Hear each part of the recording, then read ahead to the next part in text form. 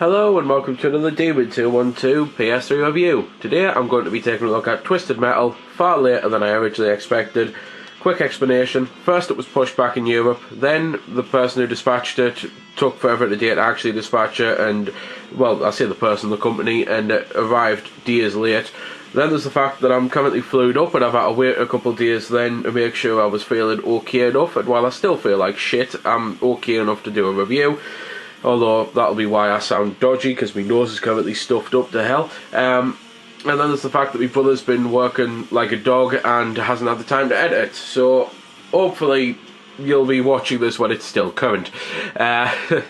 Anyway, at the start you've got your one player, your quick online action, your multiplayer, and your options. Options wise, you can go into your custom paint shop and that and fiddle around. So loading custom paint to that, you can just do it for the cars and that, custom colours, and it's pretty much what you'd expect really for a custom paint shop.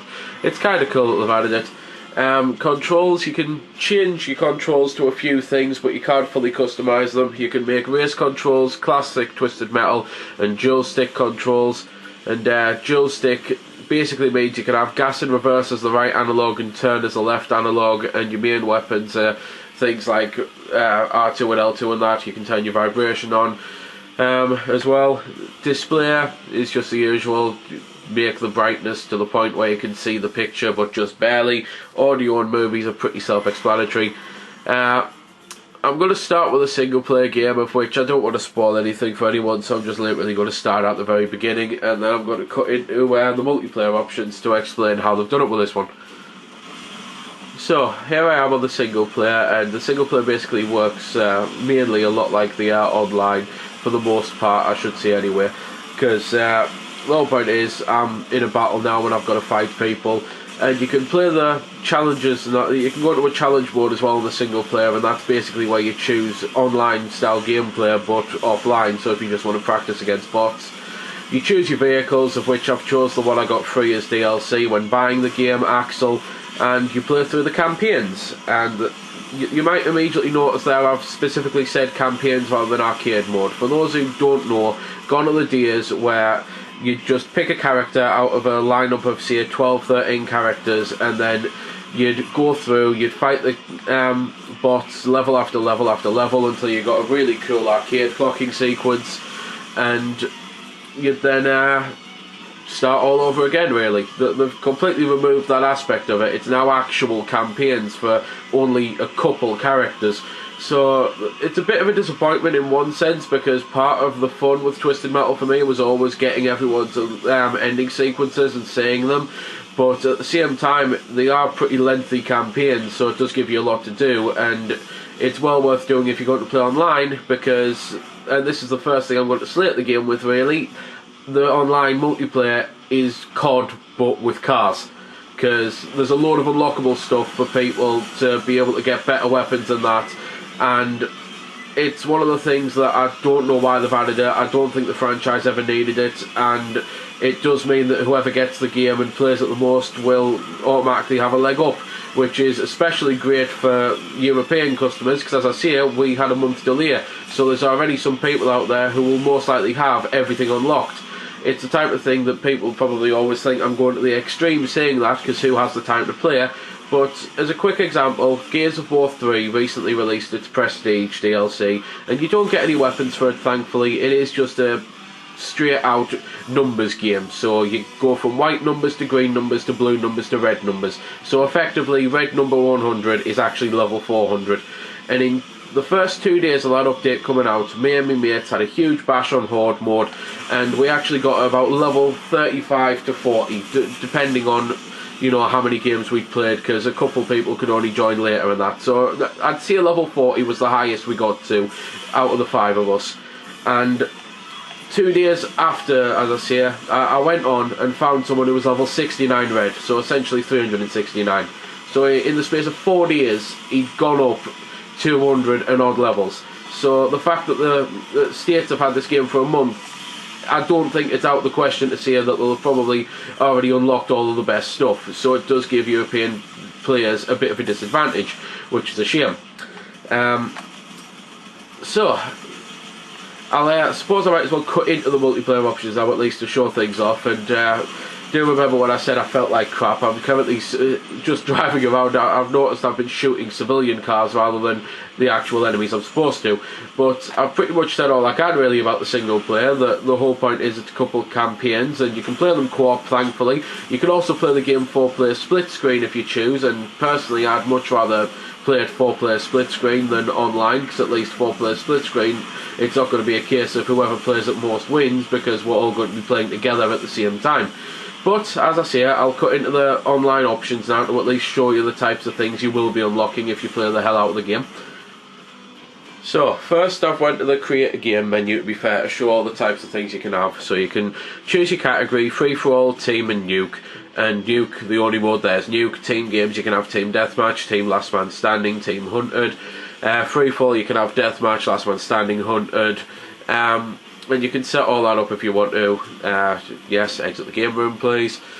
Go back one more time. So there you got news, you got the split screen, so you can play with 2 years there obviously. Leaderboards, profile, here we go. Profile should be, I believe, yeah. Statistics, so that tells you all you've done online. Rewards, follow and redeem rewards. The fact that it says redeem rewards is because, as well as unlocking stuff for the multiplayer by beating story and by doing the online unlocks, you can get promotional rewards, which will be codes. So no idea what they're going to be and if they're going to be released available to everyone, or if it's just going to be a case of some people who pre-ordered on this site will got this thing, because as I say, I got the Axel obviously code for pre-ordering online. So I'd imagine it's just going to be things like that, and hopefully they'll release the rest of them as DLC for either free after a couple months or just for a little price, not a huge price. But anyway, online unlocks, vehicle upgrades and that, so you can see here Road Beast, Crimson Fury, Junkyard Dog, Reaper, things like that. Upgrades, you can get submachine gun sidearm, shotgun sidearm, you can get a magnum sidearm, rocket sidearm, you can get an absorb energy shield, you can get different skin packs, and again there's your story rewards. So beat the story on normal will get me kamikaze, beat the story on twisted will get me a laser pistol sidearm. And that's what I mean. They've basically turned the multiplayer into a COD style game, and it really doesn't sit well with me, because this game is very heavily dependent on playing online. I mean, as I say, you can play it offline locally, but the whole point is, if you're going to play a lot of the game, you're going to want to play it online against other people, and if people don't buy it, therefore, I know this is a risk with any online game, and I know I'm currently messing up my speech, but if people don't buy the game, then it's obviously not going to be the type of game that loads of people will constantly play. It's very much the big risk of any online game. So by then making it less accessible like this, by making it so that you can get a load of unlocks and then pushing it back a month in Europe, it's the type of thing that the online community of this game might die off after only a couple of months. So it's a bit of a shame that they've made the online like that, really, rather than just making it a decent online game. I also must admit I'm not too keen on how the car combat works on this, because the original games and that, I used to love them, but they're ancient, and this plays kind of just like the old ones. It's the type of thing that I've played a lot of car shooters recently, and the control methods for them have evolved over the years. It's usually a case of things like you actually get your gun and you're actually able to use it using the right analog, and you can aim and drive at the same time, and it works really well. Whereas this is just your old school style of gameplay, where pretty much for the majority of the weapons your enemy has to be right in front of you or near enough to. It's not something where you can just like use the right analog to aim left or right. I'm doing it now and it's just not happening. I can aim up and down, but I can't aim left and right. So it is a little annoying that it does feel like a brand new game in a old franchise that feels just like one of the old games. And I don't know, maybe people will be happy with that, because I know a lot of people don't like change.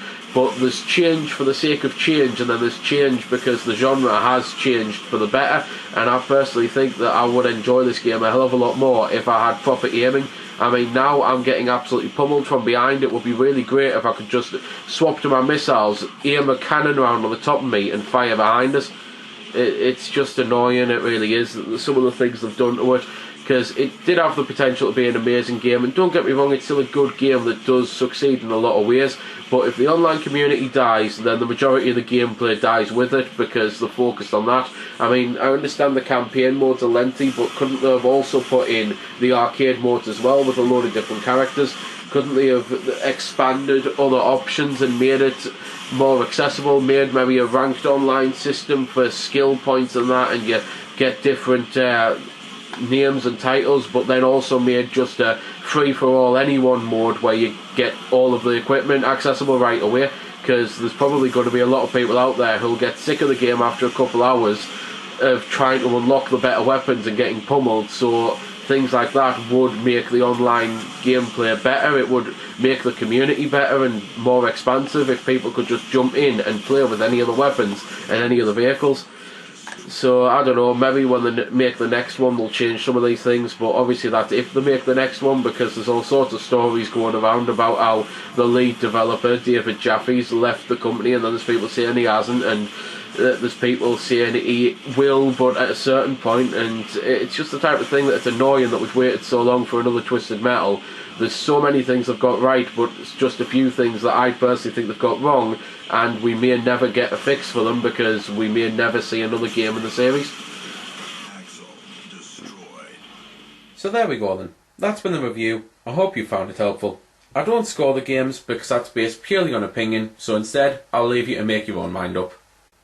So thanks for watching, and if you've got any questions about the game that I didn't answer in the vid or that hasn't been answered in the comments, then feel free to ask and I'll help if I can. Also, if you did find it helpful, don't forget to check out my channel because there's plenty more like this up there, and don't forget to subscribe because there'll be plenty more to come as well. So until next time, this has been Demon212, signing off.